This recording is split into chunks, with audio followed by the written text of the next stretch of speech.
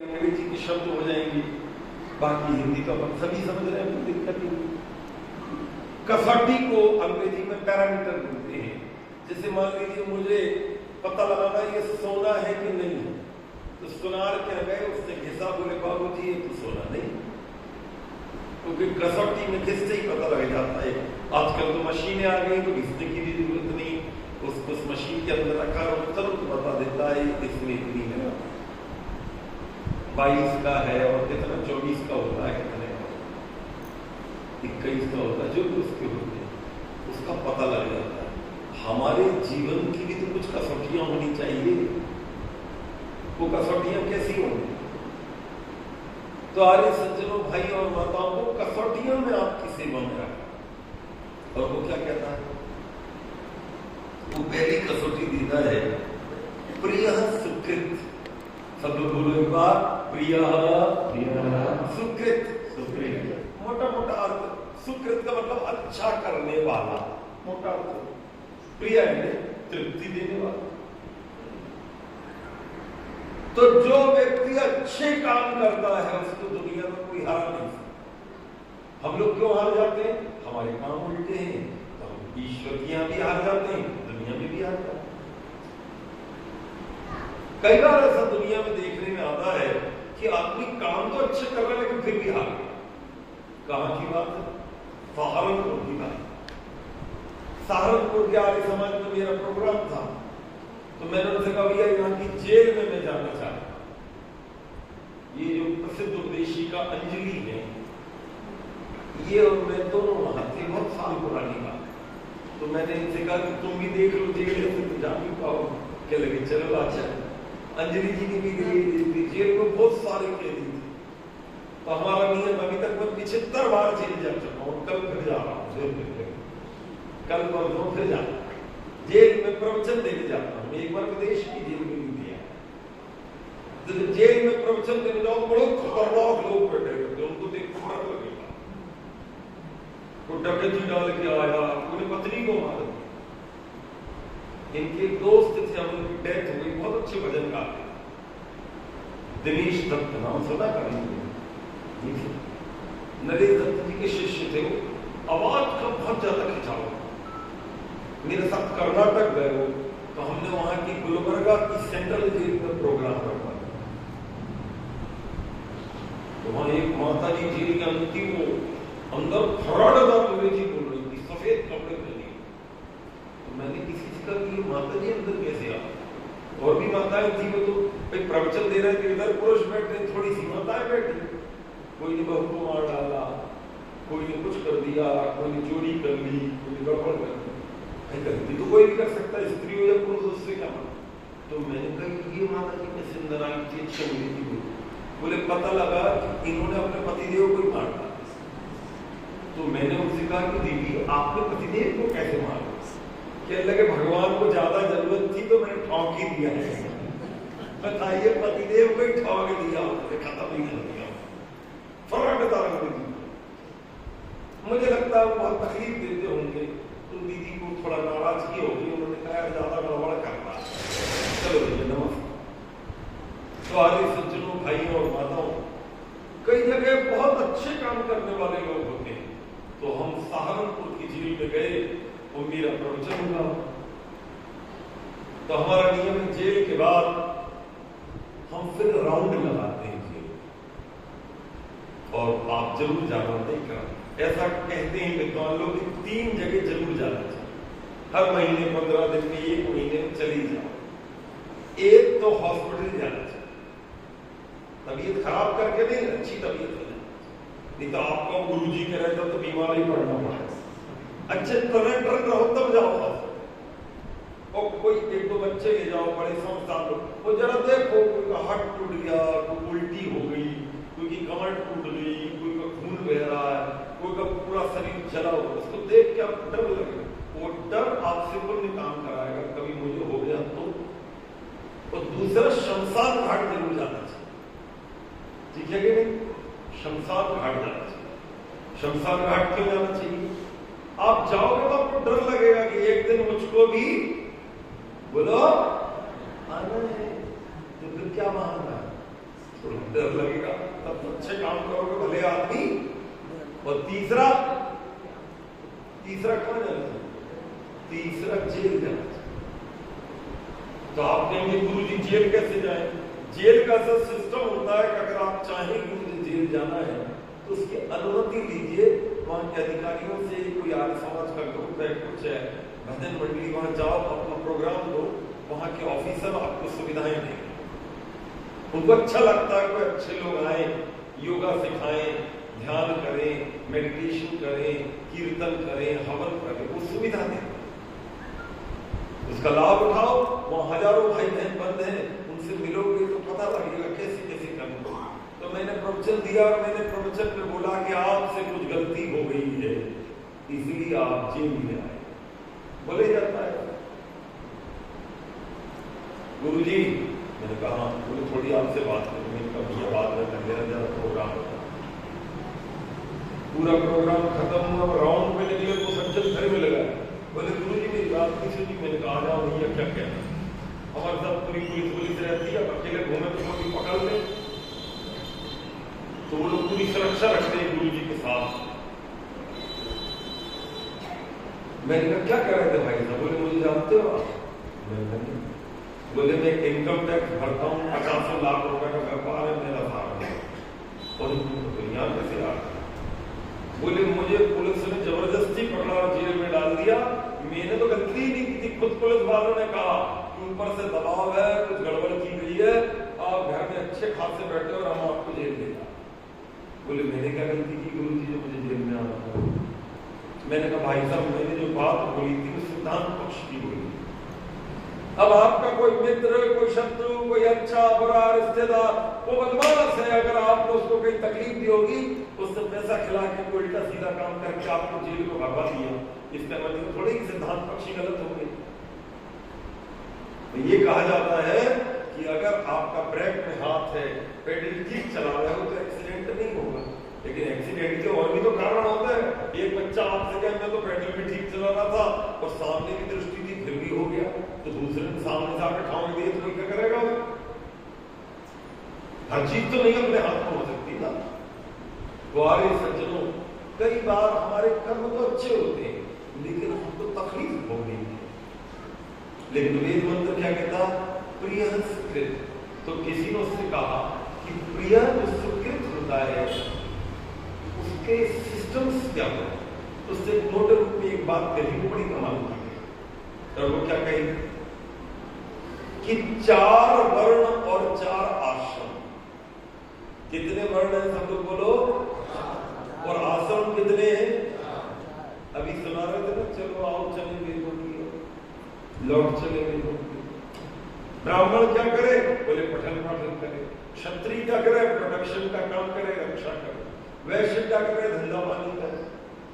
शुद्ध सबकी सेवा करे, सबके अपने अपने कर्तव्य और अपने अपने अधिकार, राइट्स एंड ड्यूटीज सबके निर्धारित। फिर क्यों भटक रहे हो? तो उसने कुछ बातें सामान्य रूप से कही और आर्य सज्जनों उसको महाभारत में शब्द का प्रयोग है, उसको कहते हैं आत्मसंपदा।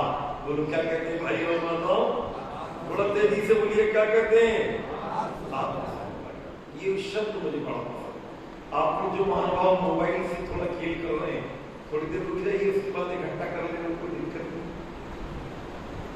तो बहुत जरूरी काम है तो धीरे से घर चले जाओ, घर में मोबाइल ही देख लो क्या है, क्योंकि इतनी रात तक बैठना बड़ा मुश्किल होता। लेकिन आप बैठेंगे, अच्छी बात है। आइडियल प्रवचन करीब 10 बजे तक चलना चाहिए, भले इसको 6 बजे या 7 बजे चालू, लेकिन 10 बजे के बाद आदमी बोझिल हो गया। तो मेरा आइडियल से भी आता है, इतना मत तेल निकालो किसी का वो हवा तेज हो लेंगे, फंस गया, अच्छे आ गया। एक आदमी जो है वो वहां चला गया हरिद्वार और ठंडी के दिन, उसको बड़ी ठंड लग रही, और वो वहां के जो पंडा जी थे उन्होंने कहा नदी मुद्रा बताओ तूने हरिद्वार आकर क्या छोड़ा, बताओ क्या छोड़ा। उसको ठंडी लग रही है, हमको कमाल कर रहा है, तो बता क्या छोड़ा। बोले आज के बाद मैंने हरिद्वार आना ही लबड़ी खत्म कर दिया। अब वो क्या कर रहा है? ठंडी लग रही, अरे आदमी तो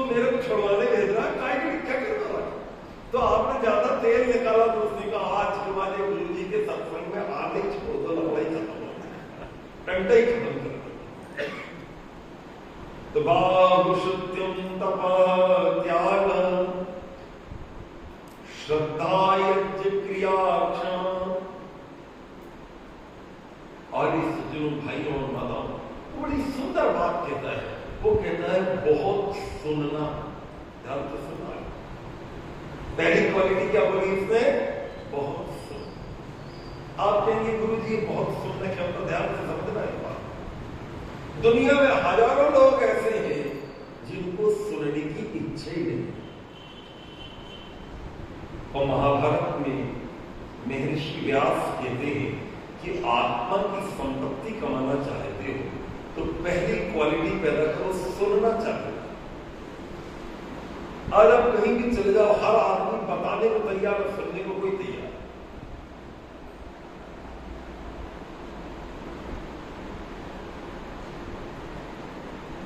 कैसे? आप कहीं चले जाओ, कहने का मेरे पेट में दर्द है, 6 आपको मिलेंगे, अरे ये खा ले वो खा ले, खुद को पता नहीं दूसरे को बताने को पहले तैयार। किसी आप कह रहे हैं दुकान नहीं चले, बोले बोले ऐसा कर लो दुकान चल जाएगी, ऐसा कर लो चल जाएगी। सबरे बैठे हुए समझाना, वो खुद की दुकान नहीं चल रही, आपकी दुकान चलाने का ठेकेदार। आप किसी से कहना यार बेटा बड़ा हो गया, लड़की ढूंढता हूं, अरे बोले मैं बता दूंगा। खुद को कोई शहर भर में नहीं जानता, लड़की बताने को तैयार। हर आदमी एक इतना अथॉराइज्ड बना हुआ, जिनको ABCD का पता नहीं है, वो आदमी पूरी इंग्लिश पढ़ाने को तैयार बैठा। फंडामेंटल नॉलेज कुछ नहीं है, सबके ठेकेदार बने। क्यों? सुनने की इच्छा कम है, बताने की ज्यादा। तो महर्षि व्यास क्या कहते हैं? बाहुश, जिसने ज्यादा सुनने की इच्छा रखता हो, समझ लो वो आदमी आत्मा की संपदा तैयार। ये कौन सा महीना गया अभी आपका बताओ? अरे कौन सा महीना गया? कौन सा गया? थोड़ी आवाज दो, कौन सा गया? ये क्या होता श्रावण? बोलो जिसमें, सब लोग बोलो जिसमें ज्यादा धर्म की बातें, वेद की बातें सुनी जाती है, उसे श्रावण कहते हैं। कितना सुनना, क्यों सुनी जाती है, क्या जरूरत है? क्योंकि साल भर में सब लोग किसी न किसी काम में व्यस्त रहते, लेकिन ये वाला जो महीना आता है, इसी समय गर्मी अभी गई है और धीरे धीरे झड़ लगनी चालू हुई। तो पहले जंगल में ऋषि मुनि आचार्य विद्वान रहते थे, वो सब नगर में आ जाते। वो नगर में आए तो क्या करते थे? वो उनके रहने की व्यवस्था, क्योंकि कच्चे वहां पर आश्रम, यहाँ भी कच्ची थे, लेकिन यहाँ व्यवस्था थोड़ी थी। संत जी आ गए, आचार्य जी आ गए, विद्वान जी आ गए, उनकी रुकने की व्यवस्था की और उनसे उपदेश सुना जाए। तो सुनने का काम इसी महीने में, इसलिए इसको श्रावण और श्रवण बिल्कुल निकट। नक्षत्र भी होता श्रवण और उसी से बना श्रावण। अब थोड़ा सा और इसको बात को घुमा लीजिए। ये जनेऊ पहनते हो आप, ये जनेऊ का भी यही समय है, क्योंकि उसी दिन से वो बच्चे के जीवन में सुनना प्रारंभ होता है, इसलिए उसको जनेऊ कहते हैं। आर्य सज्जनों, भाइयों और माताओं, शास्त्रकार कह रहा है बाहुशुत्यम, जो जितना ज्यादा सुनना चाहता है धर्म की बात, इससे आप पूरी दुनिया को तौल भी देगा। आपकी कोई बेटी है, बेटा है, पत्नी है, दोस्त है, सहेली है, रिश्तेदार है, आप देख रहे हैं सुनने के भाव कितने। एक सत्संग हो रहा है, आपने बोला वहां वेद की बात चल, अरे बोले मैं नहीं जानता, तुम चले। कारण क्या? सुनने का संस्कार नहीं। तो आत्मा की संपदा इस पे कम है। पहली क्वालिटी बाहुशुत्यम तपः त्याग। दूसरी क्वालिटी है तपः। बोलो एक साथ, बोलो तपः। ये तपः क्या होता है? ये भी बड़ी विचित्र चीज है तपः। आपने प्राय सुनेंगे कि तपः का मतलब था चारों तरफ कंडे जला लिए। कंडे बोलते क्या कहते हैं आपके मालूम? उबले के कंडे।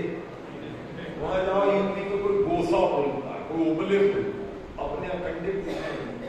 हम तो बचपन से कंडे बोलते, माता ये गोबर को बना के तैयार कर देती है और उसके बाद उसका साल भर उपयोग होता, उसको कंडे के, उसमें आगे हथ लगा दो तो हथकंडे हो जाते, हथकंडे का मतलब हाथ से बनाए हुए कंडे। लेकिन किसी को मूर्ख बना दो तो कैसे बनाए, बोले हथकंडे से कंडा। दुनिया भी बड़ी विचित्र। तो आर्य सज्जनों, भाइयों और माताओं, ये जो कंडे हैं उनको चारों तरफ जला लिया, बीच में हट गया है। क्या कर रहे हो, बोले हम तप कर रहे हैं। अब ऊपर से आग बरस रही है, जेठ का महीना, चारों तरफ कंडे जलाने की क्या जरूरत, दिमाग में थोड़ा स्क्रू ढीला। ये तप नहीं है, मूर्खता। एक सज्जन यो हाथ लेके खड़े हो गए, उज्जैन का मेला निकले के रखो, भाई जी क्या हो गया, कहने लगे हम तप कर रहे हैं। कितने दिन करोगे, बोले 12 साल तप करेंगे। अच्छा ठीक है भैया, क्या होगा, बोले नहीं हम तप कर रहे हैं, एक हाथ ऊपर रहेगा, 12 साल तक हाथ ऊपर ही रहे। अब वो अगले कुंभ में फिर पहुंच लिया, वो बेचारा भला आदमी, फिर उसने देखा कि वो आदमी हाथ ऊपर ही किए गए। उसने कहा महाराज जी आप पिछली बार मिले थे तो आपने कहा था 12 साल हाथ ऊपर करूंगा, अब तो 12 निकल गए, नीचे कर लो ना। कहने लगे पहले ये हाथ आना चाहेगा तो मैं इसको आने नहीं देता, अब 12 साल हो गए पूरे तो मैं इसको लाना चाहेगा और मेरा हाथ आने को तैयार नहीं है। बताओ क्या इलाज है मूर्खों का। अरे जब ब्लड सर्कुलेशन रुक नहीं जाएगा तो क्या होगा, ये पूरा खून का संचार, आपको पता आप जिंदा क्यों है, पूरे शरीर में खून चल रहा। यदि आपने खून की गति गड़बड़ कर दी तो गया काम आपका, गए, जिंदगी रहना मुश्किल। ये जो ब्लड प्रेशर, ये जो समस्या है, खून का संचार, ये घुटने में दर्द होता ना, एक आध दिन उपाय बता दूंगा मैं, आपके घुटने का दर्द ही सही हो जाए। मैं उपाय भी बताता हूँ बीमारियों के छोटे में, कौन कौन के घुटने का लड़ा जरा हाथ उठाना। केवल 2 लोगों के तो क्या जरूरत बताने की, पता तो लग जाए कितने लोगों को। ठीक है बैठा रहो, बता देंगे क्या है। तो आगे सज्जनों, भाइयों और माताओं, ये खून का जो संचार है, जिसकी जिंदगी इसमें फ्लो बना के रखोगे उतने बीमार कम। ध्यान रखना जिंदगी में, खास तौर से जो नई उम्र के बच्चे हैं, मतलब जो 30, 35, 40 तक की जो उम्र है, बहुत खींच लो तो 50 तक, 50 तक किसी ने अपने पूरे शरीर में खून का संचार सही रखा, वो बीमारी नहीं पड़े।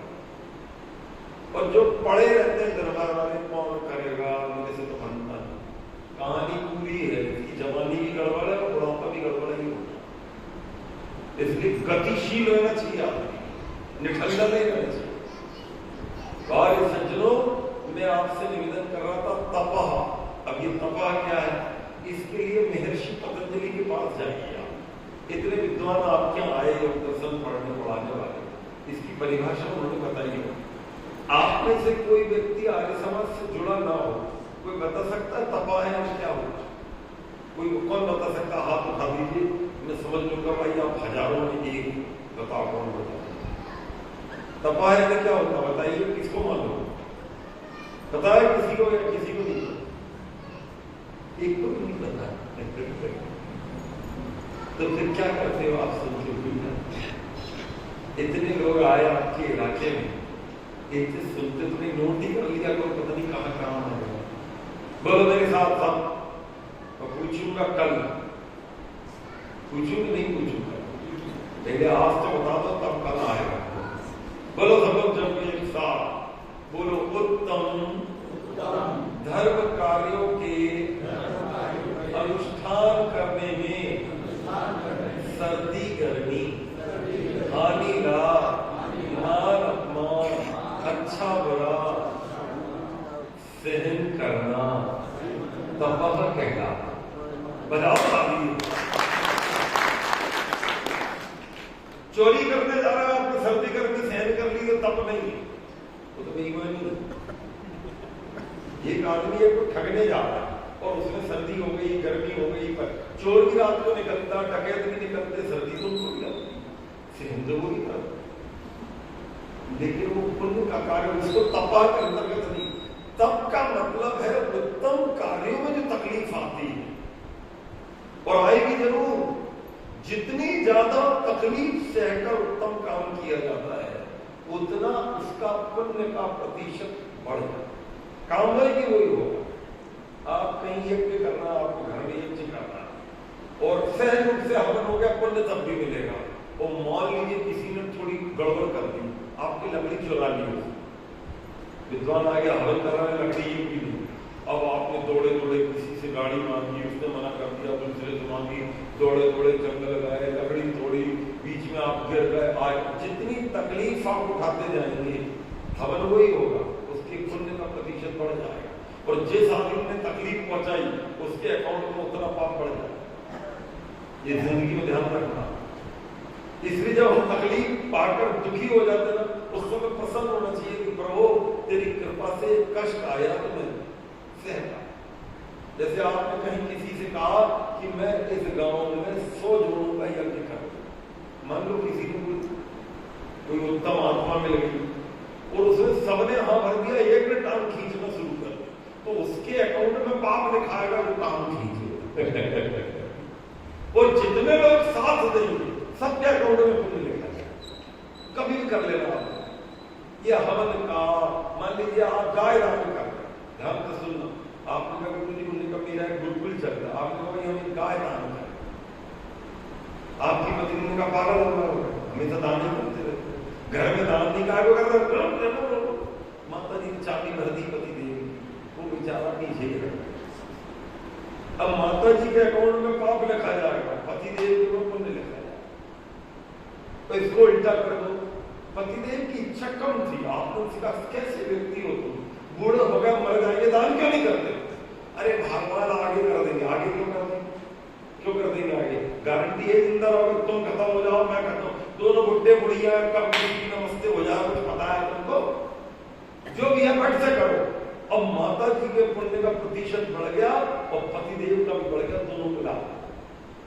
बुरे काम में टांग खींच देना चाहिए, अच्छे काम में साथ देना चाहिए। इसी को कहते हैं तपाहा। मान लीजिए अब इसका दूसरा पक्ष भी बता दूं, बड़ी लंबी व्याख्या है कि आपने किसी को अच्छे काम के लिए प्रेरित किया और उसने आपका बहुत अपमान किया और काम भी नहीं किया, एक पक्ष। दूसरा है कि उसने अपमान तो किया लेकिन काम कर दिया, तू मूर्ख है, गधा है, तुझे कुछ आता नहीं, आपने कहा मैं सब सही हूं, बस मेरा काम और उसने कर दिया। तो आगे सज्जनों पुण्य तो दोनों को मिलेगा, लेकिन जिसका अपमान कर करके उस कार्य को किया गया उसका पुण्य जो है अकाउंट में जाता है। इसको कहते हैं तपा। और वहां पर इसकी परिभाषा एक जगह लिखी है, बोलो स्व कर्म वर्तितव्य। जो आपकी ड्यूटी है, जो कर्म है, उसका ठीक से वर्तन करना भी तपा कहलाता है। ये इतना बड़ा कार्यक्रम हो रहा है। एक व्यक्ति को आपने कहा भैया, आपने उसने कहा भाई साहब मुझे कोई काम बताओ, आपने कहा ये जो हलवाई जी खाना बना रहे हैं इनको रोज सब्जी लाकर दो भैया। आपने पूरी निष्ठा से एक भी दिन सब्जी गड़बड़ नहीं होने दी, जो काम सौंपा सुबह थोक बाजार गए, भैया उतनी सब्जी ला के टाइम पे दे दिया उसे एक दिन। तो वो आपका जो कर्म है इस सत्संग के कार्यक्रम में आपके पुण्य की अभिवृद्धि हो। जरूर नहीं हर आदमी आहुति दे, जरूर नहीं हर आदमी सत्संग में बैठे, जरूर नहीं हर आदमी दान दे।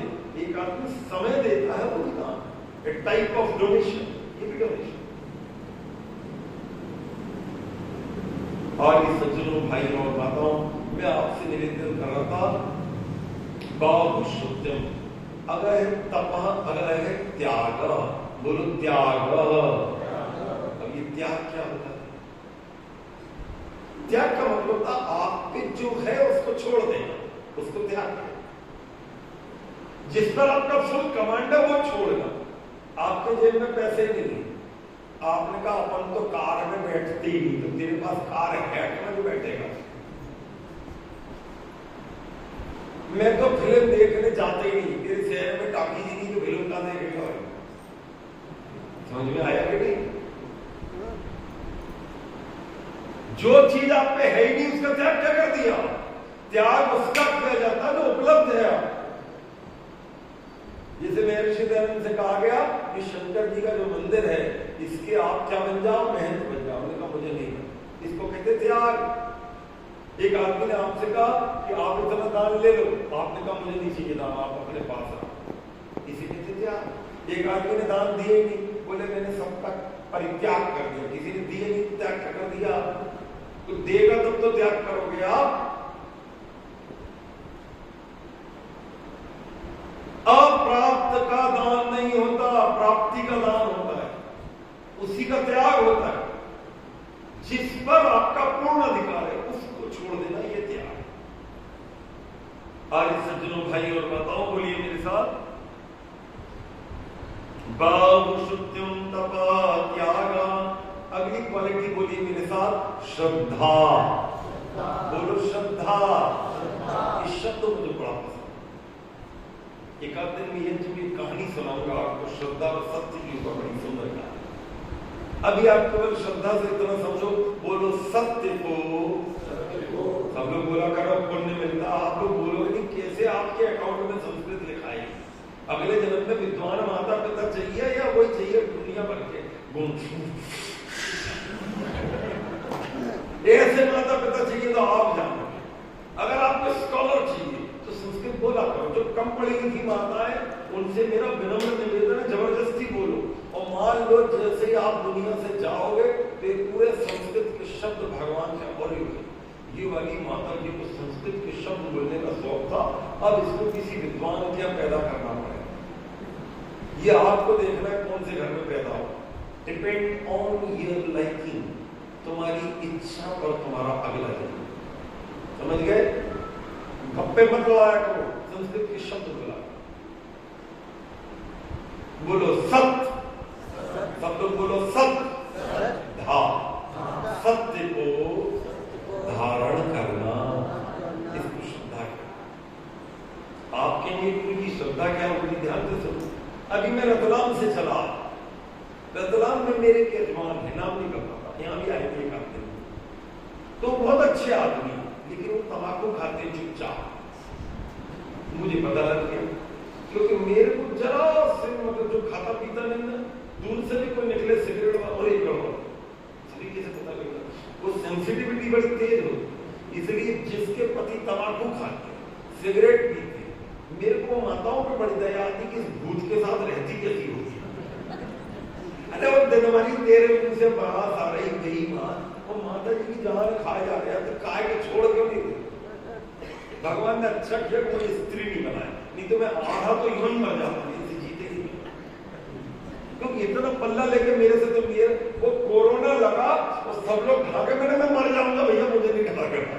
वो बेचारी कई कई घंटे कैसे बैठी रहती हो, आप इतना पल्ला कर, मेरी समझ मैं तो मर ही जाऊंगा इतना पल्ला। भगवान मुझे कभी नहीं करता कि मैं इतना पल्ला कर दूं। मेरे को अच्छा सब लिबरल अच्छा लगता, खुली हवा, इतना अच्छा वातावरण, मतलब कैसे बैठ जाते हैं, मैं तो नहीं बैठ सकता।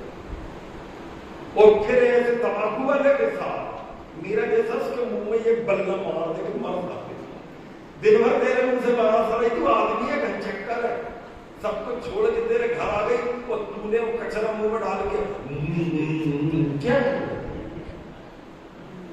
और दूसरा बच्चों से कहो हो जा तो चार खाना बनना, मूर्ख तेरे मुंह से बाहर से चला आया तो मैं मूर्ख तेरी सेवा करने के लिए बैठी। आदमी एक चक्कर है, तो बेचारे आदमी अच्छे मेरे करते हैं। तो मैंने उनसे कहा ये आप बोले गुरु जी खाता तो हूँ, आदमी में चक्कर हुआ, मेरे प्रति श्रद्धा भी रखते। बोले एक बार आपने मेरी चाय छुड़ाई थी एक प्रवचन में, तो मैंने 16 साल चाय नहीं। मैंने कहा फिर क्या होगा, कहने लगे फिर पत्नी गड़बड़ करने लगी, फिर ठंडी ज्यादा पड़ रही है, पी लो तो मैंने पी। मैंने कहा माता जी तो मैंने भी कमाल कर दिया, ओ भाई साहब तो मैंने भी कमाल कर दिया, मैं नहीं आया तो तुमने पूरे कचरा कर दिया, कमाल। तो मैंने उनसे कहा अब आपको छोड़नी पड़ेगी। बोले अच्छा, मैंने छोड़ दिया। अगले दिन पूछा, बोले एक बार तो खाई नहीं मैंने कहा यार कमाल कर दे रहा है। बोले करूँ क्या, मन ही नहीं मानता है। कई साल के जो संस्कार होते हैं मेरी माताओं और भाई, वो आपको जीने नहीं देंगे, अच्छे भी और बुरे भी। एक बहुत अच्छे राष्ट्रपति हुए, ऐसा कहते थे वो बिल्कुल देवता जैसे करते। एक तो मुसलमान लेकिन देवता जैसे थे। नाम बता सकता कोई? नाम? डॉक्टर, और वो बहुत बड़े साइंटिस्ट थे। बहुत गरीब घर में पैदा हुए मुसलमानों, और उनके पिताजी मछली पकड़ते थे, पता नहीं कितने गरीब थे वो। और वहां एक मंदिर था, तो वो मंदिर में जाकर वहां जो पंडित जी का बेटा था उससे दोस्ती कर ली, तो उसने गीता दे दी। तो उसने बचपन में गीता पढ़ी। वो इतने बुद्धि के तेज से पढ़ते पढ़ते पढ़ते बहुत बड़े साइंटिस्ट बन गए, गीता पढ़ते थे। और जब राष्ट्रपति भवन में आप कभी, वहां पर जूते बांधने के लिए एक नौकर होगा। राष्ट्रपति होता राजा, पूरे भारत का राजा, तो जूता बांधने के लिए एक राष्ट्रपति का नौकर होता। वो कहता है मुझे नौकर की जरूरत नहीं, जूता तो खुद ही बांध लो, दिल्ली का जरूरत नौकर। इतने अच्छा।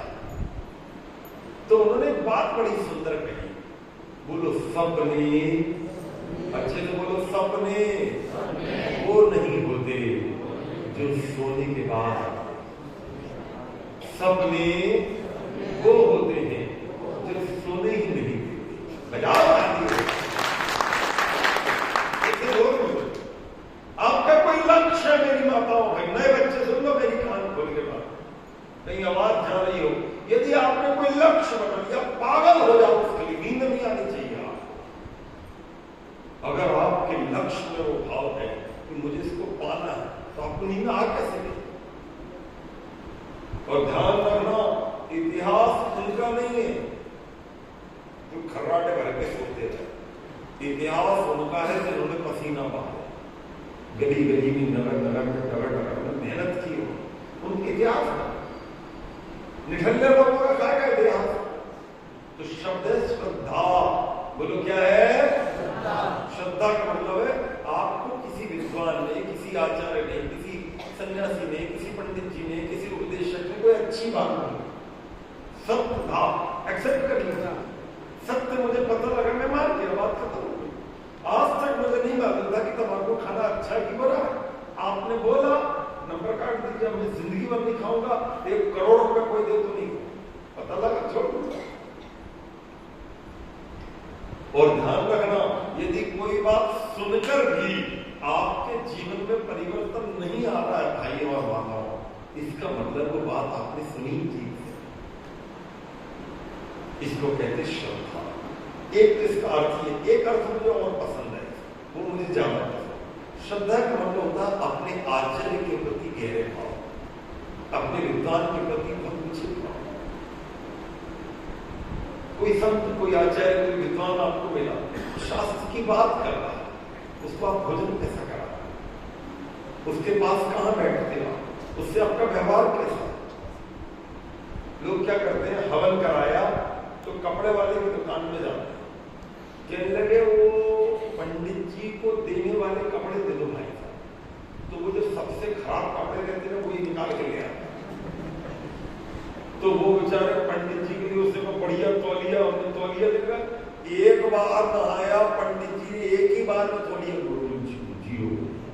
तो देने वाला भी कमाल करे दे रहा, और बेचने वाला भी कमाल करे दे रहा, और बेचारे को पंडित जी भी कमाल करे दे ले आए। मेरे से कोई कहता गुरु जी हमको कपड़े देंगे, तो कुछ लोग तो इतने तेज जो खरीद के फेरी ला के दे देते, बोले रख लो आप। अब मैं पहनू नहीं पहनू, बताओ क्या लाभ। तो क्या गुरु जी कपड़े देने, चलो दुकान। तुम्हारा जो बजट, उदाहरण के लिए तुम 500 रुपए का देना था, तुम केवल 500 ही देना, जितने ज्यादा लगे हो मैं दूंगा, तुम्हारा भी पुण्य होगा, हम अपनी क्वालिटी का ले लेंगे, मैं डुप्लीकेट कपड़ा ले जाऊंगा तो आप पहनेगा कौन? बोले नहीं मैं पूरे दूंगा, मैं रहना तुमको जितने देना होगा कि मैं खुद ही ले लूं। तो जो पहने नहीं है सताने का क्या मतलब बताइए। कुछ लोग बड़े विचित्र होते हैं, वो कहने लगे एक दादाजी मिल गया, बोले वो जो गुरुकुल में गाय दान करती, मैंने कहा अच्छा कितने की कर दी, बोले 3,000 की कर देंगे। 3,000 में कुत्ता नहीं आता, उसकी गाय आ जाए 3-4 में कुत्ता नहीं आता, भले आदमी को गाय कहां से दे। तो मैंने गुरुकुल वालों से कहा, मैंने कहा भ्राता जी क्या लगे ऐसा है, मैं जिनको दान कर ली उनसे कहना आपको जितना देना दे, 3 दे दो, 5 दे दो, 7 दे दो। मैं तो भूल गया हमने कितने बोले, बाकी जितने लगेंगे वो गुरुकुल वाले लगाएंगे और दान तुम्हारा ही माना जाएगा, तुम मत घबरा, ठीक है। इतने दुनिया में चालू लोग हैं, मैं क्या बताऊं, उनका बस चले तो पंडित जी की जेब से निकाल के गायब हो गए, बस तो चले आदमी, इतना तेज आदमी हो गए। तो श्रद्धा का मतलब होता है जिसके प्रति आपके भाव हैं, वेदों के प्रति, विद्वान के प्रति, आचार्य के प्रति, गुरुकुल के प्रति, उसके प्रति आपके भाव, आपकी संतान को दिखने चाहिए कि कितने गहरे भाव से भरा। बोलिए मेरे साथ, यज्ञ क्रिया की अगली क्वालिटी। एक आदमी यदि अपने जीवन में आत्म संपदा कमाना चाहता है तो उसके जीवन में यज्ञ की क्रिया दिखनी चाहिए। अब यज्ञ की क्रिया क्या होती है? एक तो ये यज्ञ जो सुबह किया आपने, कल करोगे, रोज करते हैं जहां पर दिया। एक यज्ञ क्रिया का और भी गहरा अर्थ है, बोलो मेरे साथ, देव पूजा, संगतिकरण, दान, कॉम्बिनेशन ऑफ 3 थिंग्स, 3 चीजों को जोड़ दो तो यज्ञ। देव पूजा, अपने से बड़ों की बुद्धि झुक जाना। अब जो नई पीढ़ी आ रही है, आपके मालवा में तो थोड़ा अच्छा वातावरण है, पंजाब में जाओ तो घुटने ही पड़ लेते, पैर ही नहीं पड़ते, अपने बाप के नहीं पड़ रहे हो, तुम्हारे कहां पड़ रहे। वहां पर अपने पिताजी को भी प्रणाम करते ना, घुटने ही से कर ले। काका मिले उसको भी घुटने के लिए, माता जी के भी घुटने पड़ लिए, पैरों को कोई टच ही नहीं करता। तो जब मम्मी पापा ने भी देखा कि नालायक पूरा टच नहीं करता, तो उन्होंने पूरा आशीर्वाद भी छोड़ दिया, वो भी आधा ही आशीर्वाद देते। भाई जितनी तेरी श्रद्धा उतना मेरा आशीर्वाद। एक बच्चे ने पूरा सिर रख दिया, उन्होंने कहा जाओ फलो फूलो, तुम्हारे बाल बच्चे अच्छे रहे, खूब भगवान तुम्हें उन्नति दो। एक आदमी ने कहा पिताजी नमस्ते, बोले अच्छे हो। एक ने बोला पिताजी नमस्ते, बोले नमस्ते, उन्हें आशीर्वाद ही नहीं दिया। कोई ने बोला ऐसा, उन्होंने कहा ऐसा, वो भी नहीं दी। तुम्हारा जितना उधर बाप रिटर्न तो उतना ही आएगा ना जितना आपने जमा किया अकाउंट। जब अकाउंट में कम तो वो कैसे लगाएगा दम? ऐसे ही आपका भी कोई बहुत सुबह उठे और पूरा सिर रख दे, बोले जाओ सौभाग्यवती बनो, तुम्हारे पति से तुम्हारी हमेशा पटती रहे, बहू रानी लाड़ी तुम सबसे अच्छी हो। दूसरी बहू के लगे माता जी नमस्ते, बोले हम तुझको कुछ नहीं समझते। अब तुमने जितना प्रणाम किया यार उतना ही तो दूंगी तुझको, मैं कैसे ज्यादा देगा? मेरा भंडार तो फुल वाला, तुझे कितना चाहिए तू ले ले। कोई सिर रख के प्रणाम कर रहा है, कोई केवल घुटना कर रहा है, कोई हाथ छू रहा है, कोई दूर से ही कर रहा है, कोई शहर से दूर रहता है। अब बुढ़ा बढ़िया या मर रहा है, लड़का चला गया पूना और पैसा कर रहा दुगना, तो मैं भी लगाऊंगी चूना, मुझे क्या लेना। और ये सज्जनों, भाइयों और माताओं, श्रद्धा, यज्ञ, क्रिया, क्षमा। क्षमा का मतलब प्रायः हम ऐसा मानते हैं कि हमारे साथ कोई दुष्ट व्यवहार कर दे, हम कहते कोई बात, ये क्षमा का अधूरा। फिर आप कहेंगे गुरु जी क्षमा क्या होता है? बोलिए मेरे साथ, सहन कर लेना। बोलिए सहन कर लेना। अब ये सहन कर लेना क्या होता है? जहां पर आप प्रतिकार कर सकते, जहां पर आप प्रतिकार कर सकते। एक खूब बड़े पहलवान, मैं जा रहा था और एक ट्रेन में 3 दोस्त बैठे। पहलवान ने बोला उठ जा, जब लगे हमारी टिकट है, ये लपड़ा तो वो बैठ गया, बोले मेरे को तो मार दिया, तुम्हारी ताकत है मेरे दोस्त को मार के दिखाना। अब वो हट्टा कट्टा तो उसके दोस्त की ठपाई कर बोला, वो कह लगा हम 2 को मार दिया, तेरी ताकत और तीसरे को मार दे। वो तो था हट्टा कट्टा, उसको 3 जो ठपाई कर दी, बाहर निकला। मैं बैठ गया, वो आए बोले यार हम दोनों को पिटवा दिया तेरी जगह। बोले अब लौट के ये तो नहीं बोलेंगे बेटा, अच्छा बेटा। तीनों ही पिट गया, कोई किसी को बोलेगा कि बता जी कैसी दोस्ती ने वाला, तीनों की धुकाई करवाना। ऐसे ऐसे दुनिया में चालबाज लोग। अरे एक मिनट गया था, कह रहा चलो बड़े आप हट्टे कट्टे हो, आप बैठ जाओ, हम तीनों को पकड़ के बैठ जाओ। तीनों को भगवा भी दिया और ठुकाई भी तीनों की करवा दी। पता नहीं दोस्ती निभा रहा है कि दुश्मनी निभा रहा है। क्षमा, क्षमा का मतलब है जहां पर मैं प्रतिकार कर सकता हूं वहां पर मैं सहन कर। प्रतिकार की ताकत होने के बाद जब आप कुछ नहीं बोलते तो वो आपकी महानता हो। और प्रतिकार करने की ही ताकत नहीं है, आप दुबले पतले इतना कभी खाया ना पिया हट्टे कट्टे आदमी कैसे लड़ोगे? आपने कहा भैया अपन तो उससे लड़ते ही नहीं, तो तेरी ताकत कहां की लड़ जाए? वो भरता नहीं बना था कहते। क्षमा का मतलब है तुम्हारे अंदर इतनी योग्यता हो कि तुम मार सकते हो फिर भी तुम शांत हो। आज सज्जनों भाइयों और माताओं, ये क्षमा कहलाता है। अगली क्वालिटी मेरे साथ बोलिए, भाव शुद्धि। ये बड़ा सुंदर शब्द। आप कहेंगे गुरुजी भाव शुद्धि क्या होती है? अपने अंदर जो भाव होते हैं इनकी भी क्लीनिंग की जाती है। Cleaning of emotions, cleaning of thinking. ये क्या होता है? जो विचार आप करते हैं इसको भी प्यूरिफाइड करना होता है। जैसे पानी शुद्ध किया जाता है, जैसे हवा शुद्ध की जाती है। वाटर प्यूरिफायर आजकल दिल्ली में लगने लगे, पूरा वातावरण काला हो गया तो गवर्नमेंट ने बड़े बड़े वो लगा के रखे वाटर प्यूरिफायर। आप ऐसे रास्ते से जाएंगे, एक मशीन टाइप की लगी हुई है, वो वातावरण को शुद्ध करती रहती है। पानी के लिए तो एक्वागार्ड घर घर में आपके हमारे सबके लगी रहा है। ऐसे विचारों के भी प्यूरिफायर लगाने पड़ते, उनकी भी छलनी लगानी पड़ती है, क्योंकि दिन भर अच्छी बुरी बातें हम सुनते हैं। गलत लड़कियां हैं, गलत दोस्त हैं, गलत सहेलियां हैं, गलत रिश्तेदार हैं, ऑफिस में, व्यापार में, आने जाने कितने उल्टे सारे लोग मिलते हैं हमारे को। और जब उल्टे सीधे मिलते हैं तो हमारे विचारों को गंदा करते हैं। फिर क्या करोगे आप? इनको शुद्ध करना। एक आदमी जा रहा था, वो ऑटो का ड्राइवर, पीछे सीट बैठी हुई थी, एक आदमी बैठा था और एक गया बेचारा, वो सीधा ऑटो, एक कार निकली उससे टच कर दिया, उसकी कार का वो छोटा सा एक घसड़ा लग गया। वो कार वाला उतरा, उसको दुनिया भर की गाली दी ऑटो वाले। ऑटो वाला चुप, तुम मूर्ख है, ऑटो वाला तू भिखारी है, तुझे आता नहीं, मेरी कार में ठोकर लग गई, तुझे निकाल देना चाहिए, तुझे घुड़ता बना दूंगा, दुनिया भर की गाली दी। ऑटो वाला चुप, कुछ नहीं बोला, तो चला गया गाली देके। उससे कहा, जो पीछे आदमी बैठा था, कहने लगे क्यों भाई साहब, आप इतनी अच्छे से ऑटो चला रहे थे, आपकी बिल्कुल गलती नहीं थी, मैंने खुद देखा। वो इतनी गाली दे रहा था, आपने एक भी शब्द नहीं बोला। कमाल का उत्तर दिया था। उसने का गार्बेज ट्रक का मतलब जानते हो? क्या मतलब?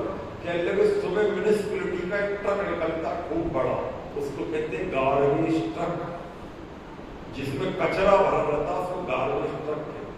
ये कार में जो लोग बैठ के घूम रहे हैं सुबह से, किसी की पत्नी ने उनको गाली दे के भेजा, किसी का भाई इनसे झगड़ रहा, किसी का ऑफिस में लड़ाई चल रही है, किसी की प्रॉपर्टी किसी ने दबा ली, किसी की खेती में लफड़ा, दिन भर ही अपने अंदर कचरा लेके चलते हैं। वो अगर ये इतने कचरे वाले से को उलझ जाऊंगा, इनसे मुझे मिलेगा कचरा या दूध मिलेगा बताओ?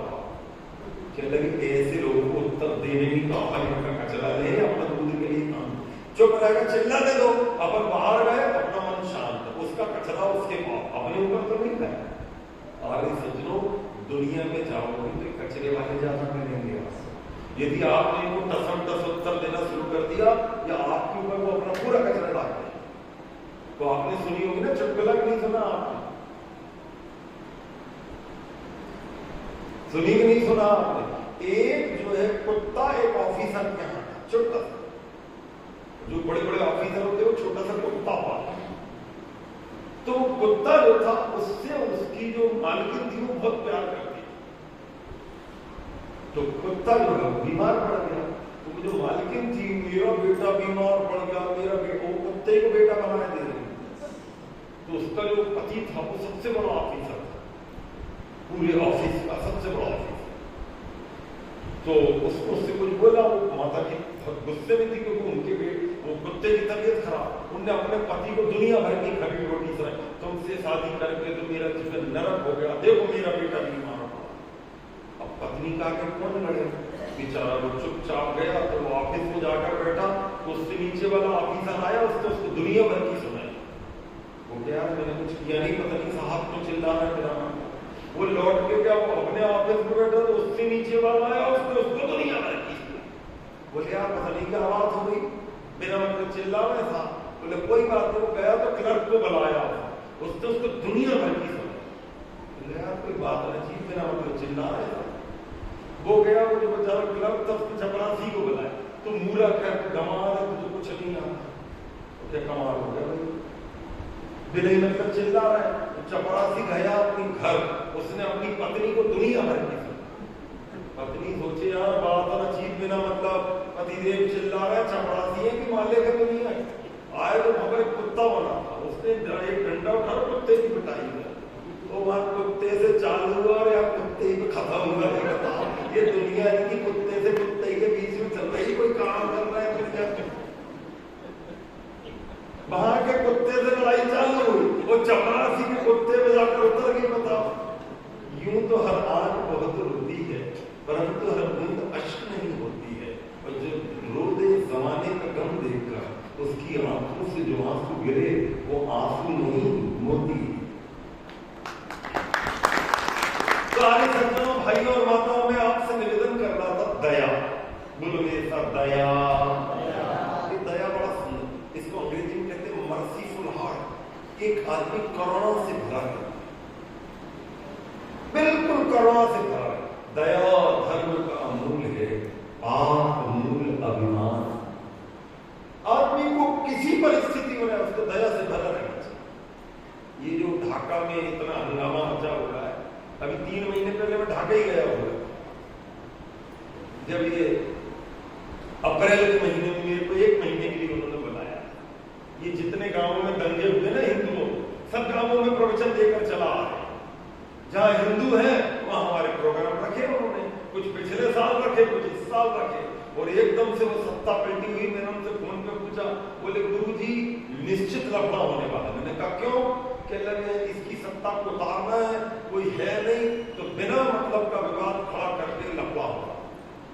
मैंने कहा पिसेगा कौन? बोले पिसेंगे हिंदू, क्योंकि मुसलमानों का एक तरीका होता है, कोई मिले हिंदू को मार। हिंदू ना हथियार रखता, ना किसी को कुछ बोलता है, ना सुरक्षा की व्यवस्था करता, सीधा सच्चा घर बैठा रहता। तो पिटाई इसकी होनी, वो तो होनी नहीं, तो वो लफड़ा हुआ। और भी सज्जनों दया, उसके अंदर आप कल्पना करोगे ये जो इस्कॉन नाम का एक मंदिर होता है, बड़े शहरों में मिलेगा आपको इस्कॉन। उसके वहां मंदिर है, मेरा वहां भोजन भी हुआ, वहां मेरा प्रोग्राम भी हुआ। इस्कॉन के और भी मंदिर देखे मैंने, मैसूर में देखा, पता नहीं कहाँ का, 1-2 विदेश में भी देखा। बहुत चकाचक मंदिर होते हैं इनके। ज्यादा कृष्ण जी के मंदिर बहुत बड़ा, बहुत शुद्ध भोजन करवाते हैं, तो बड़ा महंगा, सामान्य आदमी तो घुस नहीं सकता, इतना महंगा होता। उनके एक लड्डू ही 50 रुपए का, 100 रुपए का देते शुद्ध। तो जब यह बांग्लादेश बना और इनकी पिटाई शुरू हुई, तो पाकिस्तान ने अपनी सेना दे दी। इंदिरा गांधी को पता लगा कि अगर मैं बीच में नहीं आई तो मार देंगे। इंदिरा गांधी ने अपनी सेना दे दी, और वो जो वहां की जो अभिषेक की सेना भाग गई वहां से, उनके जो पिता थे वो वहां के, उन्होंने पूरा मोर्चा संभाला और पाकिस्तान से अपने आप को अलग कर। पाकिस्तान की सेना की खूब पिटाई हुई और 94,000 आदमी हाथ जोड़कर खड़े हो गए। तब वहां पे जगजीत सिंह थे, उन्होंने इनसे समझौता करवाया कि हम जिंदगी में ऐसी गलती नहीं करेंगे, भारत हमें माफ कर। इंदिरा गांधी की जगह अगर कोई मोदी जैसा प्रधानमंत्री होता, उस समय पूरे की पूरे कश्मीर को सही करवा, लेकिन उन्होंने इतनी बुद्धि नहीं लगाई, वो आज तक चल रहा। खैर ये लोग सब चले गए। तो जब पाकिस्तान की सेना ने इन पे अत्याचार किए, तो इस्कॉन मंदिर वालों ने सबको फ्री खाना खाया। जो मुसलमान पिट रहे थे, जिनकी बहन बेटियों को परेशान किया जा रहा था और पाकिस्तान की सेना उनको तकलीफ दे रही थी, वो रो रहे थे। तो मंदिर वालों ने कहा आओ हम तो हैं, और विदेशों से पैसे, क्योंकि विदेशों में मंदिर है, पैसा ला के सबको खाना खिलाया। लेकिन जो दगाबाज होता है ना वो बड़ा खराब होता है। अब जब ये परिस्थिति आई तो जिस मंदिर में खाना खिलाया था इन गद्दारों ने उसी में आग लगाई। कैसा विचित्र चरित्र है। जो व्यक्ति तुम्हारे खराब समय में तुम्हारे साथ खड़ा रहा उसी के मंदिर को जला दिया। ठीक है, विचार नहीं मिलते, अलग बात। तुम्हारे पूर्वजों ने जहां पर शरण ली उनको तो नहीं जलाना। आर्य सज्जनों, शास्त्रकार कहता है यदि तुम्हारे हृदय में दया नहीं है तो तुम एक अधूरे। दया और करुणा से भरा हुआ यदि तुम्हारा हृदय नहीं है तो तुमने पूजा की ही नहीं, तुम तो धोखेबाज हो। बोलिए मेरे साथ सत्यम। ये सत्यम क्या होता है? दो प्रकार का सत्य। बोलो कितने प्रकार का? सब लोग बोलो कितने प्रकार का?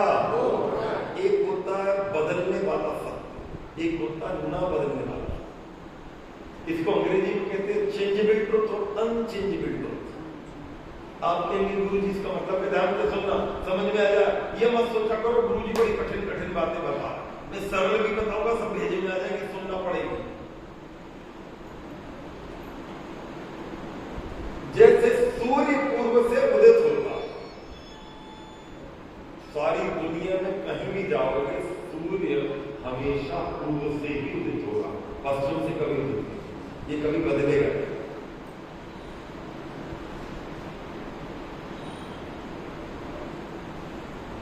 चंद्रमा हमेशा शीतलता देता है, ऐसा कभी नहीं होगा कि चंद्रमा गर्मी दे देगा, कभी भी नहीं होगा। आग हमेशा जलाती है, ऐसा कभी नहीं होता कि आग जलाना छोड़ दे, कभी नहीं होगा। ये क्या है?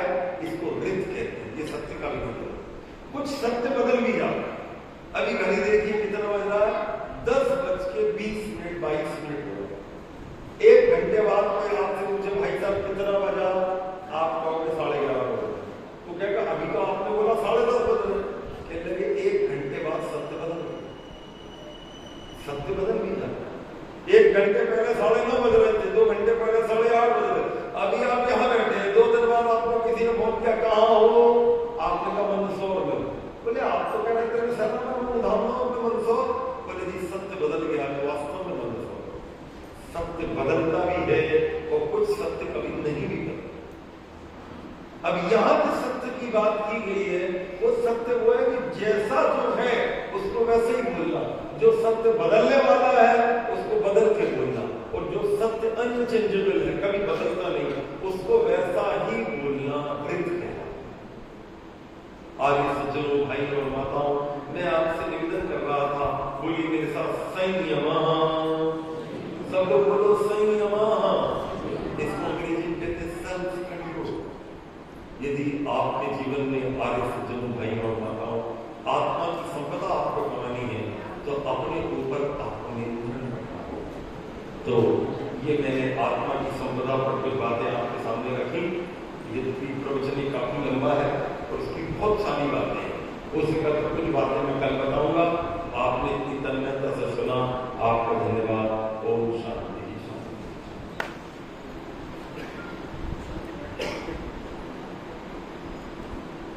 अच्छा, अभी ये प्रोग्राम खत्म होगा, उसके बाद मैं 5 मिनट आपके बीच में बैठूंगा और मुझे 2-4 मिनट कुछ आपसे बात करना, ठीक है? तो जिनको जल्दी ना हो